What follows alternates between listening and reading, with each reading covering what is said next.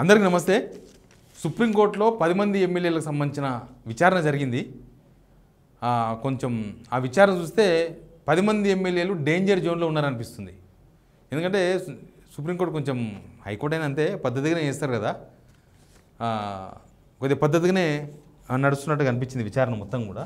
అక్కడ జరిగిన వాదనలు కానీ లేకపోతే సుప్రీంకోర్టు జడ్జి మాట్లాడిన మాటలు కానీ తర్వాత అవన్నీ కూడా చూస్తే సీరియస్గానే ఉంది వ్యవహారం అనిపించింది. కానీ దానిలో ఒక ఎమ్మెల్యే అయితే రెడ్ హ్యాండెడ్గా దొరికిపోతాడు. వాళ్ళు ఇచ్చిన నోటీసులు హైకోర్టు రిజిస్టర్ ద్వారా ఇచ్చారు నోటీసులు. సుప్రీంకోర్టు హైకోర్టు రిజిస్టర్ ద్వారా నోటీసులు ఇప్పించింది. వస్తాయి నోటీసులు, ఇంకా రాలేదు, వాళ్ళకి వస్తాయి. అయితే ఏమంటాయి నోటీసులు? మీ మీద చర్యలు ఎందుకు తీసుకోకూడదు, మీరు పార్టీ మారిందని మాకు ఫిర్యాదు వచ్చింది, మీ మీద ఎందుకు చర్యలు తీసుకోకూడదు అని సంథింగ్, అంతకుమించి ఏమి ఉండదు. ఎవరెవరికి ఇచ్చిందంటే రిజిస్టర్ ద్వారా ఒకటి స్పీకర్, ఇప్పటిదాకా స్పీకర్కు నోటీస్ ఇవ్వలేదు, ఇప్పుడు ఇస్తున్నారు. ఫస్ట్ టైం స్పీకర్కు హైకోర్టు నోటీసులు ఇవ్వలేదు. సుప్రీంకోర్టు వాళ్ళు కూడా అడిగిందంట, సుప్రీంకోర్టు అడ్వకేట్ అడిగిందంట గవాయి గారు, మీరు నోటీసులకు ఇంతవరకు రెస్పాన్స్ కాలేదంటే అసలు నోటీసులే రాలేదు, మీరు నోటీస్ ఇస్తామన్నారు కానీ రాలేదన్నారంట వీళ్ళు. అంటే అవునా, ఓకే ఇప్పుడు వస్తే మీకు నోటీసులు అని చెప్పి హైకోర్టు రిజిస్టర్ను ఆదేశించారు. హైకోర్టు రిజిస్టర్ ద్వారా నోటీసులు స్పీకర్ ఫస్ట్ టైం. ఇప్పటిదాకా స్పీకర్ ఏం చేసిండు అనే దాని మీద ఇప్పుడు దెక్క తేలుతుంది. తర్వాత చీఫ్ సెక్రటరీ గవర్నమెంట్, తర్వాత సెంట్రల్ ఎలక్షన్ కమిషన్, కేంద్ర ఎన్నికల సంఘం. ఇది చాలా ఇంపార్టెంట్. కేంద్ర ఎన్నికల సంఘానికి ఇస్తే ఫస్ట్ దొరికేది దాన నాగేందర్. ఎందుకు దొరుకుతాడు అంటే రెడ్ హ్యాండెడ్గా కాదు, ఇంకేమైనా ఉంటే హ్యాండ్లో కూడా దొరికిపోతాడు ఆయన. ఎందుకంటే ఇప్పుడు నోటీసులు ఇచ్చింది ఎందుకు ఎలక్షన్ కమిషన్కి? వీళ్ళు నిజంగా బీఆర్ఎస్ ఎమ్మెల్యేనా, నిజంగా బీఆర్ఎస్లో గెలిచిన ఎమ్మెల్యేలా అనేది ఫస్ట్ ప్రూవ్ చేసుకుంటుంది సుప్రీంకోర్టు. ఆ ప్రూఫ్ కోసం ఎలక్షన్ కమిషన్కి నోటీసులు. అది కనుక జరిగితే ఏమవుతుందంటే దాన నాగేందర్ ఎమ్మెల్యేనేమో బీఆర్ఎస్, ఎంపీ పోటీ చేసిందేమో కాంగ్రెస్, మొత్తం ఉంటాయి. వీళ్ళ బీఫామ్లు ఉంటాయి, వీళ్ళ అఫిడవిట్లు ఉంటాయి, మొత్తం ఉంటాయి ఎలక్షన్ కమిషన్ దగ్గర. ఎలక్షన్ కమిషన్ మొత్తం వివరాలు ఇస్తారు. అప్పుడు రెడ్ హ్యాండెడ్గా దొరికిపోయేది దాన నాగేందర్. అందరికన్నా ముందు మిగతా వాళ్ళకి వస్తే ఆగుతారేమో, కానీ దాన నాగేందర్ అయితే ఫ్యూజ్ అవుట్ అంటారు చూడు, అంతకన్నా దారుణంగా ఉంటుంది. ఇప్పుడు ఆ రెండు బీఫాములు పోతే సుప్రీంకోర్టు పోయిన తర్వాత. ఇంకొకటి ప్రతివాదులు 10 MLAs, 10 మంది ఎమ్మెల్యేలు కూడా నోటీసులు ఇచ్చింది, మీ మీద ఎందుకు వేటు వేయకూడదు అని. ఇదంతా యాక్చువల్గా స్పీకర్ ఆఫీస్ చేయాలి. స్పీకరు వాళ్ళు నోటీసులు ఇచ్చారు, కానీ వాళ్ళు ఏం రిప్లై ఇచ్చారో ఇప్పటిదాకా తెలియదు. బట్ సీరియస్గా ఉంది. దీనిలో కాంగ్రెస్ తరఫున అభిషేక్ మను సింఘ్వి, గుర్తుందా మీకు? అభిషేక్ మను సింఘ్ అంటే ఎవరో?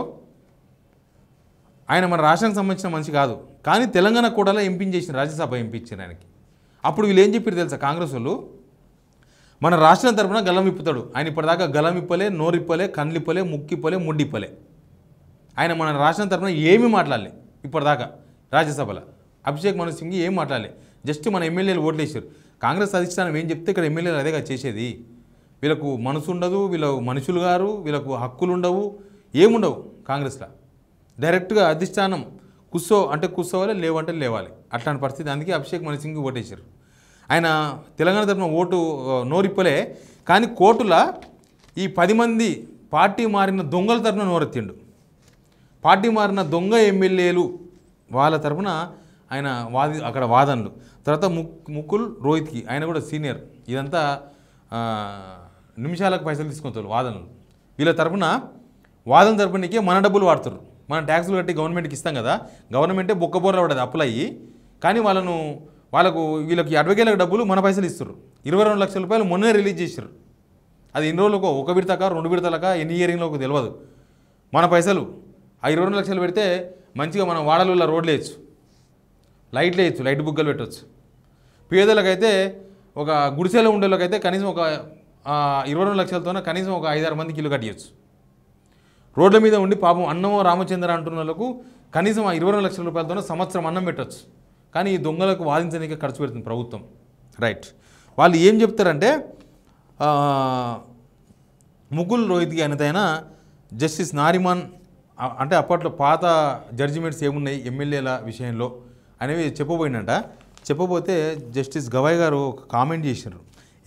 ఏం కామెంట్ చేసినంటే, ప్రజాస్వామ్య విధానాలు ఏం కావాలి, ఇంకా ఇట్లే పోతే పార్టీ మారిన ఎమ్మెల్యే చర్యలు తీసుకోకపోతే ప్రజాస్వామ్యం ఏం కావాలి, రీజనబుల్ టైం గడువు ఇప్పటిదాకా మొత్తం ఎమ్మెల్యే టర్మ్ అయిపోయిన దాకనా? రీజనబుల్ టైం అంటే ఏంది? నెల అంటే 30 రోజులు, సంవత్సరం అంటే 365 రోజులు. మరి వీళ్ళకు రీజనబుల్ టైం అంటే ఎంత? చెప్పాలి కదా, ఇప్పటిదాకా చెప్పలే వాళ్ళు ఏంది. ఏ ఆపరేషన్ సక్సెస్ పేషెంట్ డెడ్ అనే తీరు కరెక్ట్ కాదు. న్యాయం జరిగింది కాదు, న్యాయం జరిగినట్లుగా అనబడాలి. అబ్బో కరెక్టే, న్యాయం జరిగింది అనబడాలి. వచ్చి న్యాయం జరిగింది ఓకే, అది కాదు. ఇక్కడ కూడా అదే అడిగిండు. ఆపరేషన్ సక్సెస్ పేషెంట్ డెడ్, ఏం లాభం సక్సెస్ అయ్యి? ఏదో నాడు రీజనబుల్ టైం అంటే ఎప్పుడో ఇంకా రేపో మాపో ఎమ్మెల్యే గిరి అయిపోద్ది అనగా నిర్ణయం తీసుకుంటే స్పీకరు, అది దేనికి సంబంధించింది, దేనికి అర్థం చేసుకోవాలి అది.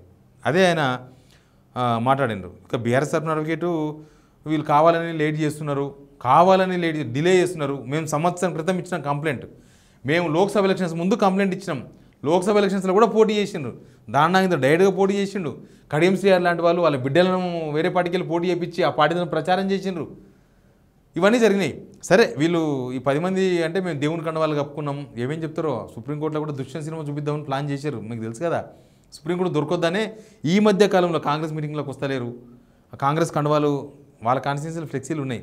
ఏకంగా గద్వాల ఎమ్మెల్యే అయితే కాంగ్రెస్ కార్యకర్తలు ఆయన ఫోటో పెట్టుకున్నారు కాంగ్రెస్ ఫ్లెక్సీలు అని చెప్పేసి కేసే పెట్టిండు. జీడి గింజ టైపు, నా కింద నల్లగుంది అయితే ఏంది అన్నట్టు కృష్ణమోహన్ రెడ్డి కథ. వీళ్ళకి వేడి పడక తప్పదు అనిపిస్తుంది. ఇవన్నీ చూస్తే అందుకే డేంజర్ జోన్లో ఉన్నారనిపిస్తుంది. సుప్రీంకోర్టు ఇప్పటిదాకా నోటీసులు, హైకోర్టు ఇవ్వలే కదా నోటీసులు, సింగిల్ బెంచ్ డివిజనల్ బెంచ్ ఎవరు ఇవ్వలే నోటీసులు. ఇంతసేపటికి వాదనలు స్పీడ్గా వాదనలు జరిగినాయి. స్పీకర్ ఆఫీసు మా దానిలో మీరు ఏలు పెట్టొద్దని వీళ్ళు వాదించారు, అది అయిపోయింది అక్కడ. కానీ సుప్రీంకోర్టు దగ్గర ఈ వాదన వాళ్ళు చేస్తలేరు. మీరు వేరు మేము వేరు, మేము భారతదేశంలో లేము అని అంటారు కదా వీళ్ళు. మేమంతా పైనకేలు వచ్చినాము, అట్లాంటివి ఏం లేవు ఇప్పుడు, పోయినాయి అవన్నీ పోయి లాస్ట్కి వేరే మాట్లాడుతున్నారు సుప్రీంకోర్టులో. ఎనీవే విషయం చూస్తే మాత్రం ఫస్ట్ పలిగే బల్బు ఇనదే. ఇప్పుడు ఈ సెంట్రల్ ఎలక్షన్ కమిషన్ ఏమని చెప్తుంది, పోనీ 10 మంది ఎమ్మెల్యేలు మేము పార్టీ మారలేదు కాబట్టి, అదే దుష్యంత్ సినిమా అదే 10 మంది మేము పార్టీ మారలేదు, రేవంత్ అనే ఒక దేవుడు ఆయన కండవాలు మా మీద కప్పిండు, దేవుని కండవాలు, వాళ్ళు దేవుడు మేము దేవుళ్ళు అని చెప్పుకుంటారేమో బహుశా. కానీ సుప్రీంకోర్టు ఆల్రెడీ ఉన్నాయి, ఆధారాలు చాలా ఉన్నాయి. ఫస్ట్ పలిగే బల్బు ఇనదే. ఈ బల్బు వలినాక మిగతా ఈ బల్బులు కూడా పలుగుతాయి. ఫస్ట్ బల్బు అయితే ఇక్కడనే ఉన్నది. ఎలక్షన్ కమిషన్ ఏం చెప్తుంది, అన్ని ప్రూఫ్లే ఉండబట్టే పబ్లిక్ డొమైన్లో ఉన్నాయి. ఇక దేవుని కండవాలని తప్పించుకోనికి దానాగిందరికి అయితే అవకాశం లేదు. హుస్సేన్ సాగర్ దుంకినా నిజాలు ఎక్కడ పోవు, అట్లే ఉంటాయి. చూద్దాం ఏం జరుగుతుందో. సుప్రీంకోర్టు అయితే ఫస్ట్ టైం నోటీసులు అవన్నీ వస్తున్నాయి. 22 లోపు వీళ్ళంతా రిప్లై ఇవ్వాలి సుప్రీంకోర్టుకు. 25 మార్చి, ఇదే నెల మార్చి 25కు మళ్ళీ విచారణ ఉంది. ఇక చూద్దాం వ్యవహారం ఎంత దూరం పోతుందో. Please subscribe signal TV.